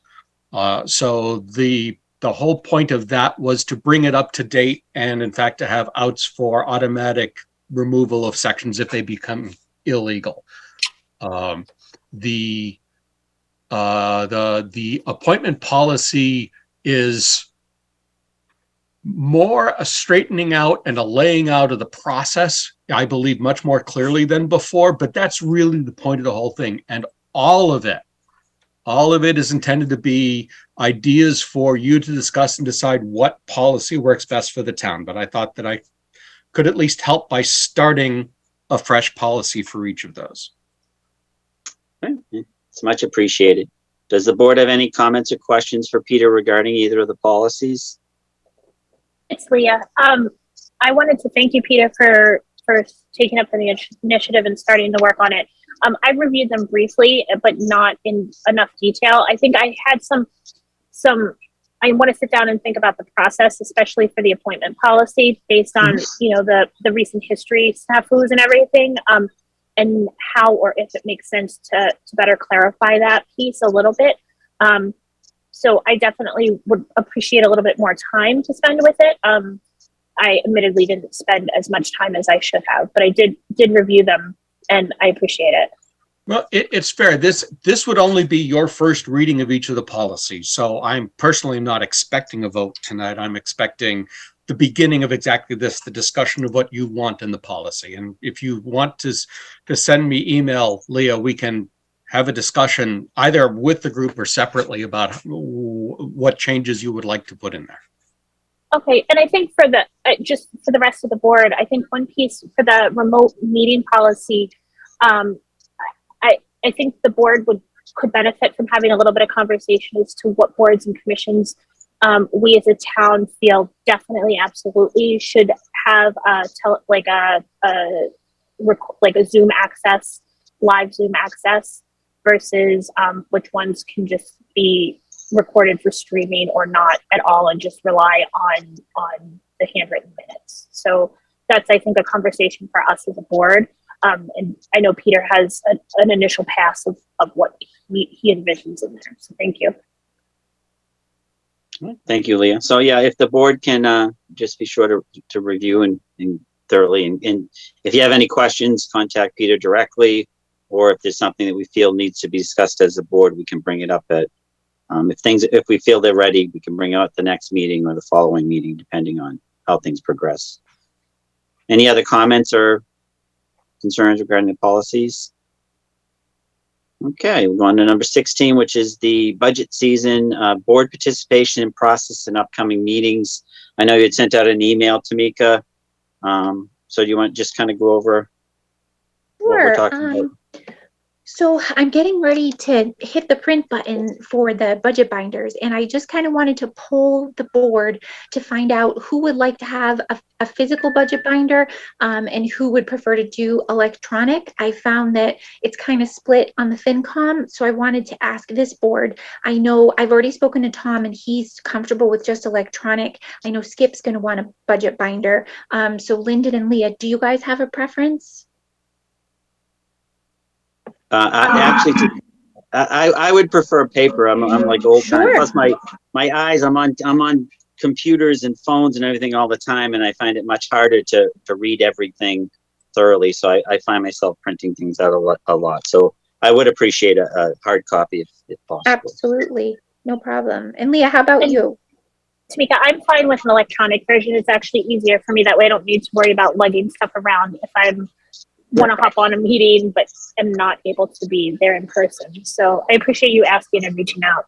Yes, no problem. And then the other question we had, something that had come up in discussions was perhaps just planning ahead to automatically post a select board agenda each time that there's a FinCom meeting. So that way, if there's a quorum of members that happen to attend and they would like to participate in the discussion, that way we would avoid any potential, violations of open meeting law. There would be nothing else on the agenda but that, and there would be no obligation to the board. It would just be kind of to cover everybody if you guys felt like you wanted to be participatory this year, either in person or in Zoom. So I kind of just wanted to get your feel for that suggestion. Well, I appreciate that. Did you happen to run that by the finance committee board or the chair or anything as well, or? Yeah, so Karen, I briefly mentioned it to Karen last week when we were talking about this particular agenda item. So I certainly don't want to speak on her behalf because I know she's on as well. But the thought, behind it was, I know that, each year is a little bit different and different boards have participated in a different way. So in, gearing up for the upcoming meetings, we kind of just wanted to plan ahead and know what know what the select board wanted and know what the FinCom wanted, basically. Right, and I understand. It's better safe than sorry. I just don't want to make sure that they don't feel we're trying to hijack their meeting. And I do see that Karen has her hand raised. So Karen, if you just want to introduce yourself, go ahead. Karen Narwhal, 149 Palmagussit Road. As far as you guys coming to the meetings, that's fine, but whereas you guys don't have any say, I guess, I don't understand why you have to post as a meeting. Because if 3 of us show up to a select board meeting, since we're not discussing or voting on anything, we don't have to post. Right, I think they were thinking erring in the side of caution in case there was any discussion, even if the finance committee had questions of the board at all regarding anything, we would not be able to entertain discussions if there's a quorum. So it kind of shuts off the communication between the boards. As I said, that's fine. We're not looking to hijack your meeting, and if that's, if you object to it, then I'm fine with not doing it, but just as long as you understand that we will not be able to communicate as if there's a quorum, if there's any potential discussion with the finance committee. Your call, Karen. Then I guess I would say is if you guys are gonna have a quorum, that's fine. But I would say that, I feel that, that it would give us a better heads up that I was expecting, 3 members or more than a quorum to come from the select board to our meetings. Because I don't see you folks doing that for other important committees within the town. I mean, I think it's not as common for a quorum to be at a lot of these other meetings, but it's fairly common for a quorum of the select board to show up at a meeting. And we just want to make sure we don't violate any ethics and have a quorum in a discussion in an open meeting, and then have anybody bring it to our attention that we violated ethics by having discussions outside of a public meeting. So, like I said, I have no intention on hijacking your meeting. If you aren't comfortable with it, then we just won't, and we just won't post it, and the board will just need to not have discussions during the meeting. So, okay. So you want to not post? That is correct. Okay. Does the board have any other comments or concerns or questions for Karen? All right. Thank you. Annual Food Truck Festival, planning for a 2023 event. Are you going to comment on this, Gary, or? Sure. Or was someone? Right. Yeah, we've had a couple of meetings regarding this, sir. Changed the location from Memorial Field because of the other goings on and possible damage that could be done to the area over to Naquag. Obviously, we have to talk to the staffing at Naquag and make sure that's doable. We did meet with Mr. Gallant, Mr. George, Mr. Jordan, myself and Tamika regarding this to see if we could plan that. Also, so everyone knows that there are some thoughts that perhaps the town could take over this event in the future. I've talked to Dave George about that. I've felt that it'd be nice if the town could reap some of the benefits. So we actually talked about a gift account for contributions so we wouldn't have to charge admission for events as this. A lot to discuss, Lyndon, about this, a lot of things to get in order. I think it may be a little bit too late for the town to try to take over this one because it's actually in the planning stage now, but we're certainly up for discussion.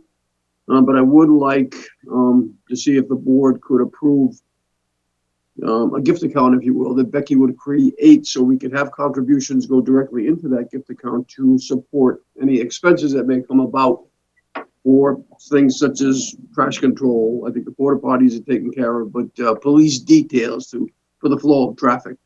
So don't know how to go about. I know Becky's on. I don't know how to go about making that motion for that or what you have to do for it. But I think that's certainly a step in the right direction to get some funds available to the town if need be. And Gary, when you say at Naquag, so where would all the trucks be? You talking about in the baseball field or? No, the trucks would be in the front loop in front of the school, the driveway area. We are told that with the number of trucks that were here last year, they will fit. And then obviously we'll have along the side going down towards the side of the school, there will be the crafters, if you will, that will have their tents set up for crafts. The road will be closed in its entirety from Maple to Main for parking and the like, so folks can walk up and down to see the food trucks, the craft exhibits, so on and so forth. Okay, so parking would be obviously outside of the Naquag area. So obviously, I think it's going to need some patrolling because you're going to have a lot of pedestrian traffic along all the roadways. Additional from what you would have more contained in the backside, I imagine. Does the board have any comments or questions? Through the chair, yeah, we had discussed a couple of times. I would just like to see it more of a Rutland event, utilizing Rutland businesses. I know Rutland Recreation took a huge hit the last event, whereas in years past they made money. I'd like to see Rutland Rec, St. Patrick's, what was it, the fire, I'm sorry, what's the fire brigade? You know, some local businesses. I feel like we get in the habit of lending out our land to others to make money. And I'd like to figure out a way as a community to profit more from it. That's all. You know. And Gary, you said that's the goal, but you're not sure that that's something that could be accomplished this year. Is that your? That's the goal. I think we've talked about that early on, prior to this last food truck festival, to see if we could reap up some of the benefit. Yeah, the only question was how to go about to do that. So maybe even if we just look at priority spotting and selection or something for local, fundraising departments, et cetera, maybe we can just find some way that they get some kind of better access or a deal or something, or to try to increase their exposure. Yeah, we're exploring any and all possibilities that do come up. So it's I think this is an important event. It meant a lot for the town from what I've heard and seen from last year. So I'd like to continue it. But I just want to see if the town could reap some of the benefit, like Mr. Galvin says. Okay. Any other questions from the board? It's Leah. I have a question. So for this gift account, do you envision, because it sounds like I know in the past couple of years, we haven't, no one's had to pay admission fee to get into the food truck festival itself. But the town also didn't receive any monetary feedback from the food truck festival. I think the fire brigade was able to capitalize a little bit with the beer garden tent. And I think that the food truck festival had also taken care of all of the trash as part of their work. So I guess my question is, for this gift account, do you envision it as people, like citizens, making donations into it personally, or do you envision it as an opportunity for food trucks or whatever to be able to pay a fee and then it would be deposited in there? I guess I'm a little unclear as to the purpose and methodology for the gift account. Okay, good question, Lee. I guess what they were talking about was trying to get away from the food trucks paying any more of a fee than they already pay Mr. Gallant and his organization to arrange this and line up the work or the site. So we're looking at perhaps sponsorships, perhaps obviously contributions. It was mentioned to have an admission fee, but it's felt that if we start charging admission, that people just aren't going to go to pay admission to go into a food truck festival, to pay more money to buy more things. So we're hoping to raise money in different ways and just trying to gather our thoughts and do the best we can. So sponsorships and contributions were the first things that were mentioned, as opposed to a separate fee per truck. Yeah, I guess, and this is probably a little bit of my ignorance. I don't necessarily understand how it's currently been run on the financial side, as far as what it costs food trucks in order to participate and everything. So I can try to ask more offline and just get a better understanding for my own personal benefit as to how it's worked in the past financially, and go from there, I guess. Okay, I don't know. We haven't found the information out of exactly what or how much each truck pays this person to get things set up for them. So I have no idea, but I'm just rave reviews as far as how much business it does bring into the town of Rutland for the local eateries and establishments and so on and so forth. I still thought that maybe we could reap up some of that benefit. I think Mr. Galvin and myself are on the same page as to come up with different ideas to try to make this happen. Becky, do you have any comments regarding the fund, or any of Leah's questions or concerns about how it? No, well, I know, like in the past few food truck festivals, nothing's come through the town. It's gone through, I think there's a fee paid to the one food truck person who's running the festival. So it's nothing that's come through the town. How about setting up a fund? Oops, I'm sorry. Right, so you'd establish a gift account like we do for, we have the canine gift fund, we have the police and the fire gift fund. So then somebody would have to be running the food truck festival and charge a fee per food truck or a fee for the people coming in or something, or gather donations. And then the town would pay for the extra trash, or I don't know where the expenses were, but you'd have to have a gift account established, and then that's how the town could reap the benefits, I guess. So. Thanks for that clarification. I think in the past, Lyndon, if I may, sorry, my thought, my thinking, and maybe I'm totally off base on this, is in the past, years ago, it had been the Chowder and Chili Festival that was put on by the fire brigade, and it was really a fundraiser for the fire brigade. I think kind of spearheaded it.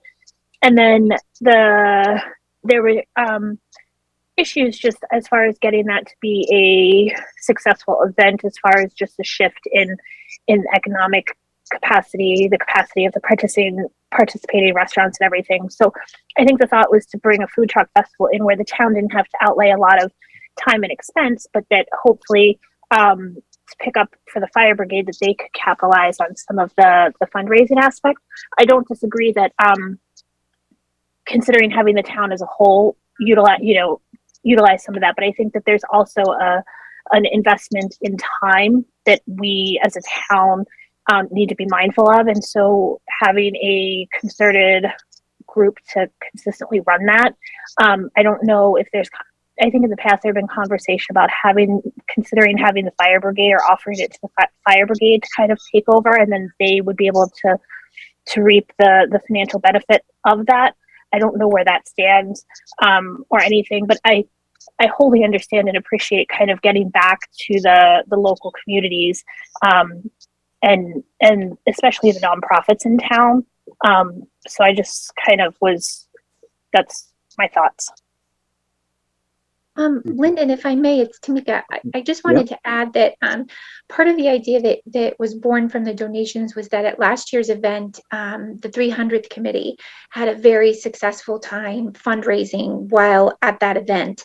And so the thought was, if there was a specific account dedicated, whatever that fundraising mechanism is, if it's something outside of the fire brigade, that there would be something established there. I think that from my understanding with meeting with Mr. Gallant is essentially he collects the fee from the vendors, the food trucks, and then he keeps that fee, and then he pays for the porta potties, and then we would ask him to pay for the trash removal and the police detail from the proceeds that he gets from the trucks.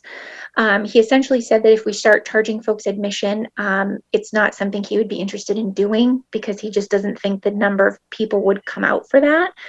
But I do think that I've heard that there have been some concerns from local folks that we're not allowed to participate as a food truck vendor because they were not part of that Woo Truck consortium that he has, because I believe you have to pay a fee to be a part of that.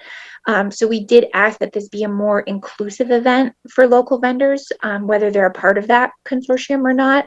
But the only challenge with it not being 100% local is we do lose a little bit of that control, if that makes sense. So I think it's kind of, there's pros and cons to both sides. And maybe even possibly we consider having an events fund in general that supports, any kind of costs that we incur because we have so many events in town now that it might not even be bad to have a fund set aside to address special needs in the various events we have throughout the town. I do see that Tim Norwald has his hand up. If we want to just unmute Tim and name and address, please, Tim. Tim Norwald, 149 Palmagussit. Yeah, being that Randy and I work really close with Mike Nichols, 3 years Nichols, 3 years ago to get this off the ground and get it operational. And then unfortunately COVID came and shut us down. And then last year we had a last minute change that really put a kibosh on the fire brigade making money. I'm struggling with why this isn't at Memorial Field where we've got the space. It's in July. There's no soccer. We've got access from cars, parking. The gentleman who handled it took care of the trash, took care of the directing of traffic, directing of vendors, all that time inclusive stuff that a lot of people don't have in town was taken care of. So Naquag, to me, just knowing it and knowing the size of Memorial Field, I'm struggling of why we don't have it there, because it's a town property, and it was, you know, we use it for the 4th of July. We use it for other events. I'm struggling why we can't keep it where it's been for the previous 2 events, and why we have to move it, because it makes no sense to me, because in the previous 2 events, there's been no damage. I will repeat that 5 times from Sunday. There's been no damage to the fields.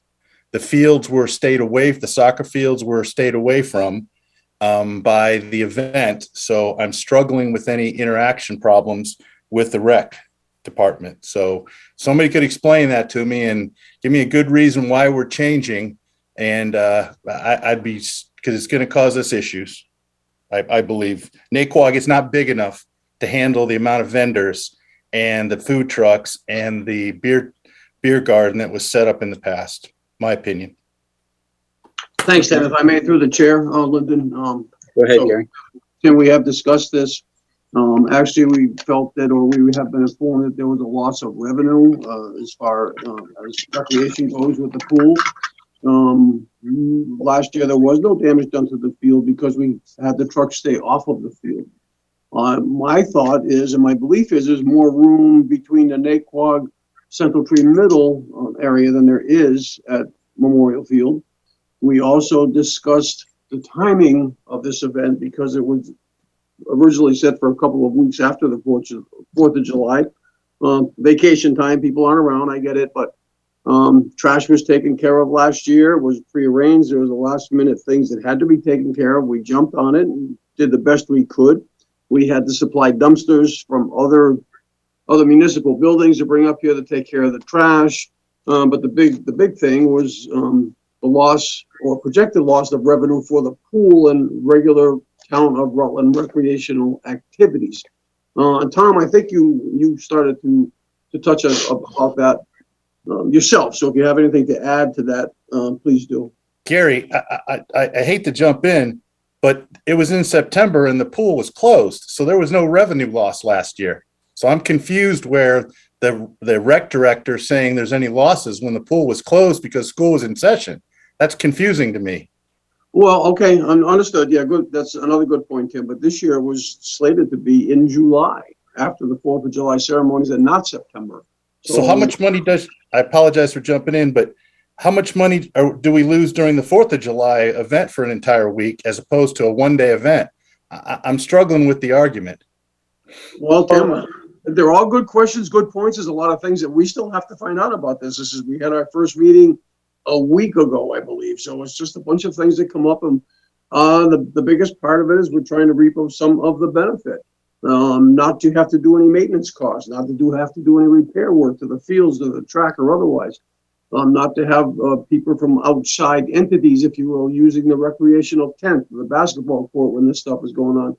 We only met once. We're trying to get everything, all of our ducks in a row. And if you'd like to attend a meeting with us, we certainly would be happy with that. Yeah, through the chair. No, in regards to the recreation department, what I meant was, when we have this food truck festival where most of the trucks are from outside of Rutland, they're not, I believe, they're not Rutland companies, I don't think, not all of them, most of them aren't. Whereas if we had set up a hot dog stand or a, cotton candy or a beer stand for our local town nonprofits, it would benefit those departments better. That's what I'm talking about. More so than, location. I mean, I'd just like to see it. I'd like to see the money stay in town. That's why I brought up recreation. They lost a lot of money because the money people chose to go to these big fancy trucks as opposed to the town setups. So Gary, what did recreation bring up concerns with the location as well, or was that brought it up last year? But it was last minute because it was shortly after I came to Townland, and the big concern was not so much use of the field but damage to the field if we had let all the trucks park on the field.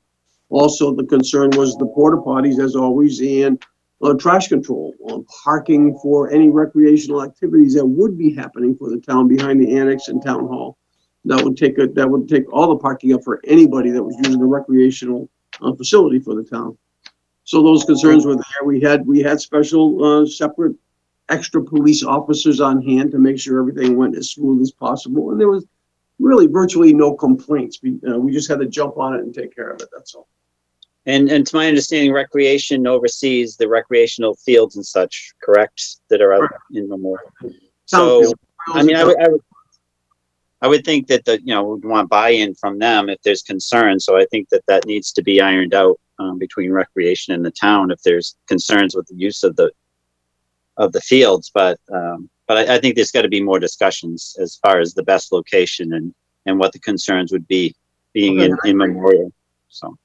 I agree with that. If I may, Karina was actually in attendance at the meeting as well that we had with Mr. Gallant. And, these were some of the concerns that she raised, and there was a pretty lengthy discussion had. Joe Buckley was also there to provide his input. I know he wanted to comment, but I think he just got kicked off. So maybe he's going to pop back on. But Karina was definitely a part of this most recent discussion. And it was not specific to just the event last year.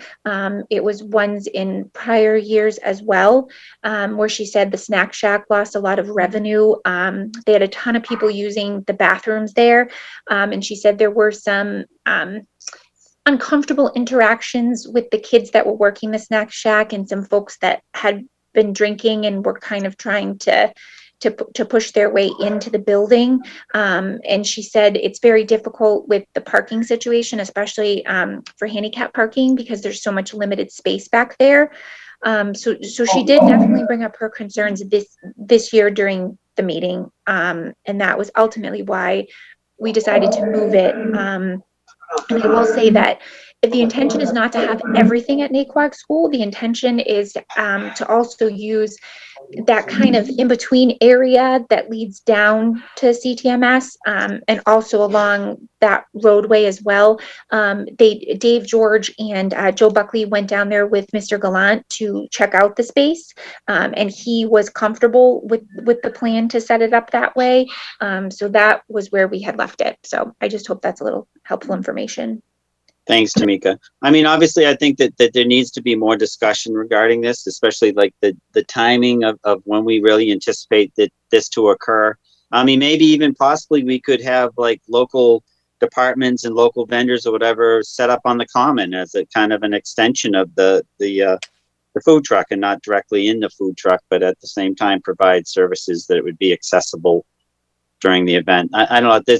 There seems to be a lot more discussion that needs to happen. It seems like not everybody's on the same page. So, if I may, I think the real question, I think, Gary, was if the board would entertain the idea of setting up a gift account for this specifically, but also maybe more broadly for town events. And I wonder if we have had a gift account, I think if Becky's still on, I'm not sure, for the 300th committee.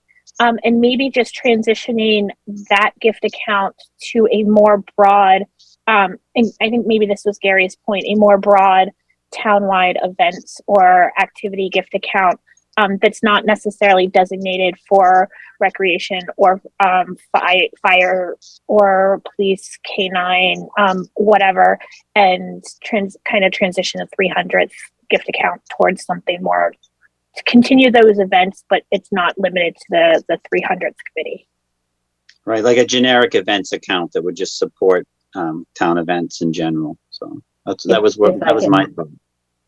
If I can just comment on that, Lyndon, there is, I think when Dan created the gift account for the 300th, it did say like 300th and town events type thing. So it would be generic enough. And I don't know if I'm speaking out of turn with the 300th, but I did get a question from Barbara Campbell, the chairman, a while back, saying, okay, what if we have funds left over, what do we do with them? And I told her to speak to Gary about that. So I don't know if that would be an account that we could use for town events, this type of gift account. So yeah, I guess I would recommend we pursue looking at how that account would continue on with that account as a general account to support event and needs, you know, expenses associated with events.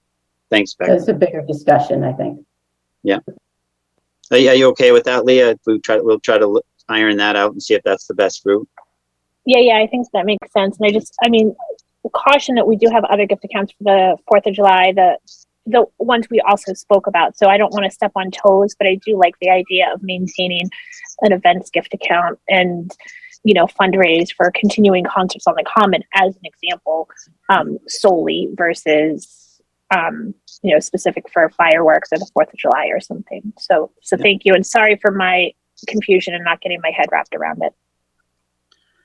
Thank you. So Gary, we'll just be a continuing conversation. Maybe you guys can meet with Karina and Tim or whoever and kind of iron out and make sure we know everybody's somewhat on the same page or have justify, you know, which direction we want to go. I think the date is a big factor because, as you said, if it's you know, during a time when the pool's not open, it would have less impact. Although, unless she has other concerns or, you know, as far as getting other, you know, local town vendors in or maybe even setting up some other things that can try to get more involvement from the local vendors as well. So are you all right with that? Just continuing the conversation and we can just iron out some of the concerns today?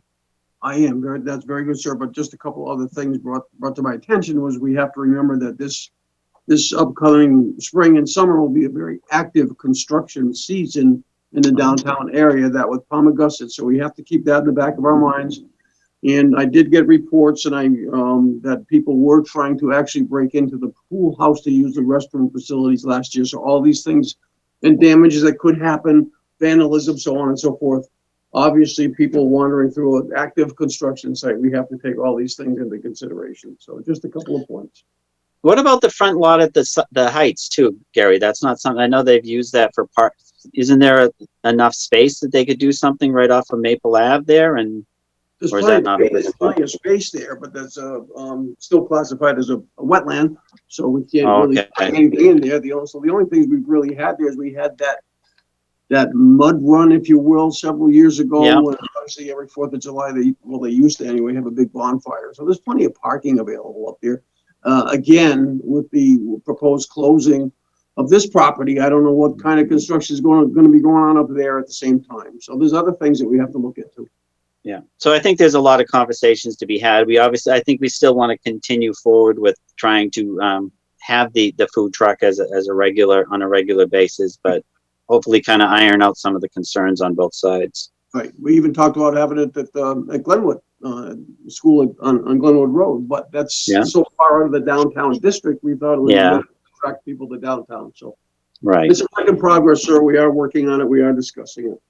Great. Thank you. Does anybody else on the board have any other questions? Right. So to be continued. Next, number 18, fiscal 24 budget request for a letter from Wachusett Greenways. Yes, sir. We do have a letter from Wachusett Greenways, aka Colleen Abrams, again requesting that an amount of $900 be put into the budget for maintenance of the Wachusett Greenway Trail.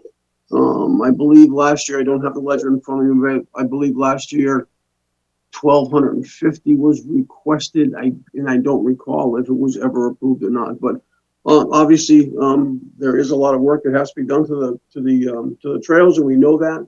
I'll certainly add it onto the ledger and see where we stand with both finance and other resources. So, yeah, I'd want to get input from the finance committee regarding any funding that's going to affect the budget. And does the board have any other comments or concerns?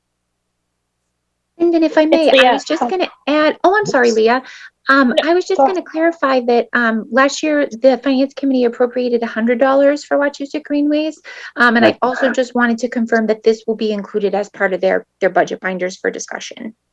Yes. Yeah, and Leah, I was just going to say, I just think it's important that we acknowledge the amount of traffic that the rail trail sees through town and brings into ideally into local businesses. I think Baked and the Marketplace is two examples of may see people in and out, and probably Dunks and maybe even still Four Corners when they're open. But just that we're mindful that it's serving a greater population than only Rutland. And so while we have to fit it into our budget constraints, that it's a valuable asset and for the long-term potential economic look forward for the town as well. Agreed. Okay. All right. So I think we're all set with that. I don't think we have any other business to discuss at this point. So are we still planning on going into executive session? Tamika, is that still on the agenda? Yes, yep. So we're still going to go into executive session. And then my recommendation would be that if the board decides to move forward with the contract for the treasurer collector, that perhaps we just save that open session for the next meeting rather than trying to return, because I think it'll get complicated with the Zoom. So perhaps when we make our motion, we just say that we're going to adjourn from executive session. Okay, and just to clarify, Peter, are we all set with being able to manage the cameras for executive session? Yes, we're all set for that. We're good with that. Okay. So if I can have a motion to go into executive session, only to close the meeting after the closure of executive session. Is that correct, Tamika? Is that how I'd word it? Just because we're not going to come back into open session? Right, yep, just that we're going to adjourn from executive session. Okay. So if I can get a motion, if you can put and read the two reasons for reason number 2 and reason number 9. So moved. Okay. And do I have a second? Second. Okay, so roll call to go into executive session. Tom? Galvin, aye. Leah? Whitman, aye. Skip? Aye. And Nichols, aye. Thank you all very much. I appreciate it.